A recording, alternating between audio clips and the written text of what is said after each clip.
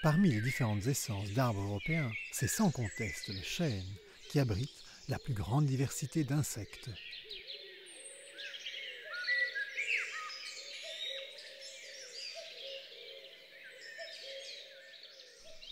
D'autres animaux, plus gros, les mangeront à leur tour. C'est le début de la chaîne alimentaire. Du moins, en théorie.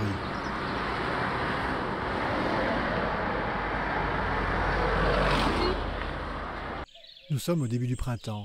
Les premiers rayons du soleil ont réveillé les batraciens qui, mués par leurs instincts, se sont dirigés vers les mares pour se reproduire.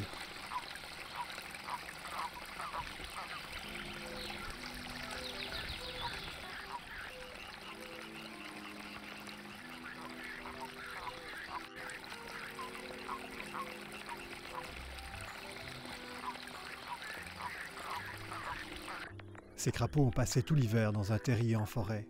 Ils vont maintenant rejoindre le point d'eau qui les a vus naître. Hélas, l'homme a parsemé leur territoire de routes, et beaucoup d'entre eux n'arriveront jamais jusqu'à la mare tant désirée.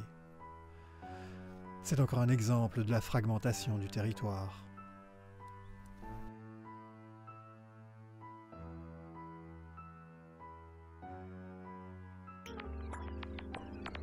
Mais les chauves-souris, elles volent. Elles ne devraient donc pas être impactées par la fragmentation. Pourtant, si. Pour comprendre, mettons-nous dans la peau d'une chauve-souris. Imaginons que nous devenions une chauve-souris. La nuit est tombée, notre estomac crie famine. Nous partons en quête d'insectes. Sur certains tronçons de route, on retrouve jusqu'à 3 chauves-souris mortes par kilomètre et par an. Allez, on recommence. Nous allons cette fois nous mettre dans la peau d'une chauve-souris sylvicole.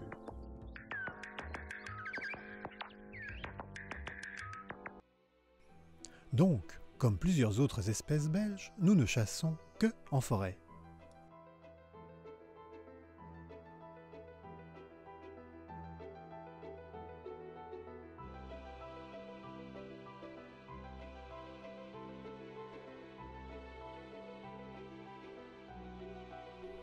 Hélas, suite à la fragmentation, de nombreux bois sont devenus de véritables petits îlots, inaccessibles pour la plupart de ces chauves-souris.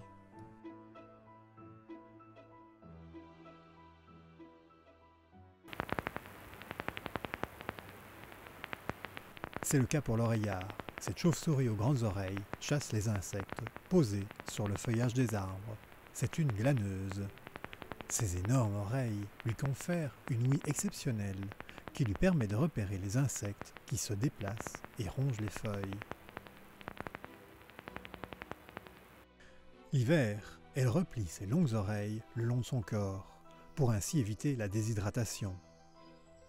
Du moins, si elle n'est pas trop distraite, elle replie ses 2 oreilles.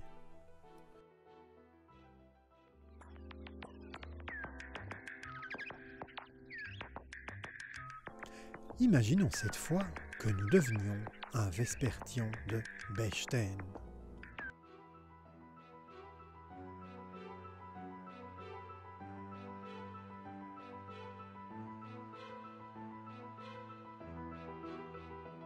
Une chauve-souris complètement inféodée au milieu sylvicole. La forêt est notre seul univers. La journée, nous nous abritons dans les arbres creux. Et, quand vient la nuit, nous chassons exclusivement en sous-bois.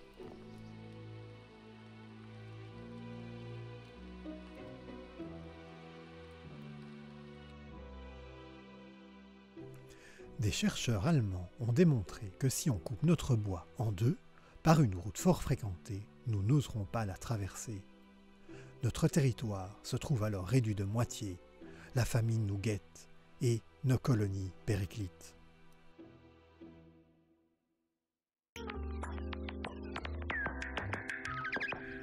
Continuons notre voyage d'espèce en espèce, et cette fois, devenons un petit rhinolophe. Durant l'hibernation, nous sommes très faciles à reconnaître. Dans un souterrain, nous pendons librement la tête en bas, le corps confortablement enveloppé dans nos ailes.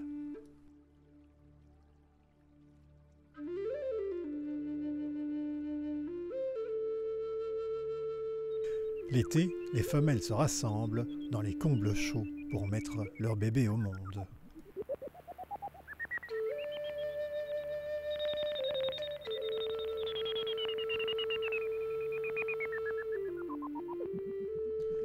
Chaque femelle n'aura qu'un seul bébé par an. Le soir venu, elle partira, bien entendu, à la chasse, afin de prendre des forces pour allaiter son bébé.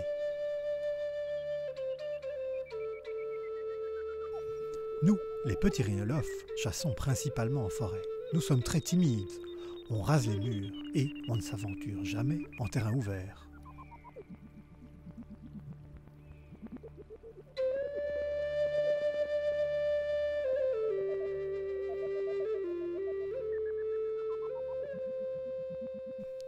Pour se rendre de notre domicile à notre restaurant, nous devons utiliser des réseaux de haies.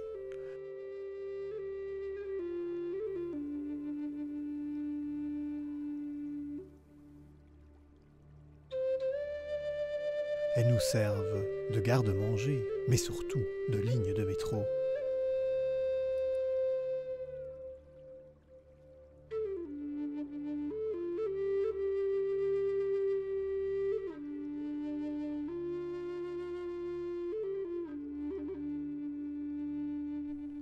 Pour le petit rhinolophe, les haies sont donc des éléments totalement indispensables. Hélas, avec l'intensification de l'agriculture, de nombreuses haies ont été arrachées pour faire place à de grandes monocultures.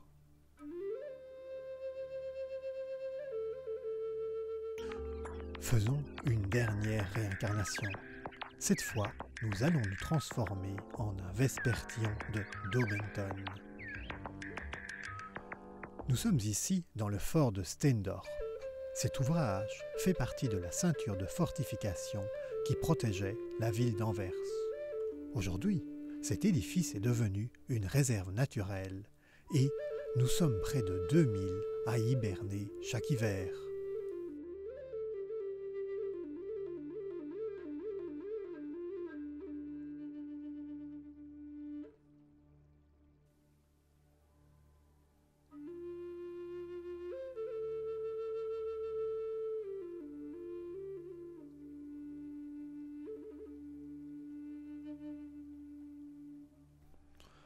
Parfois, certains d'entre nous se réveillent pour faire d'autres choses.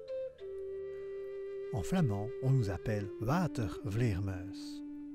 De fait, le vespertillon de Daubenton, comme son grand frère que nous voyons ici, le vespertillon des marais, est complètement inféodé au milieu aquatique.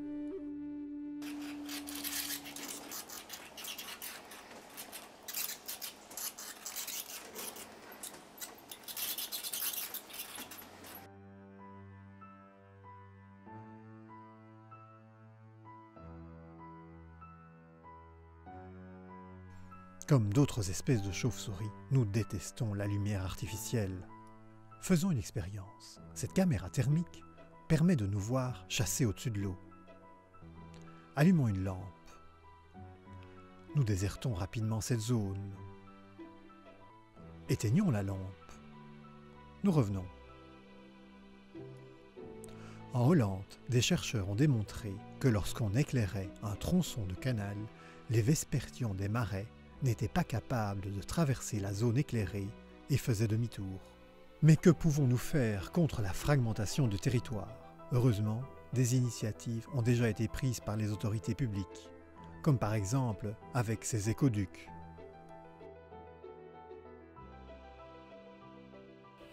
Mais à l'échelle individuelle, nous savons aussi lutter contre la fragmentation du territoire en plantant des haies.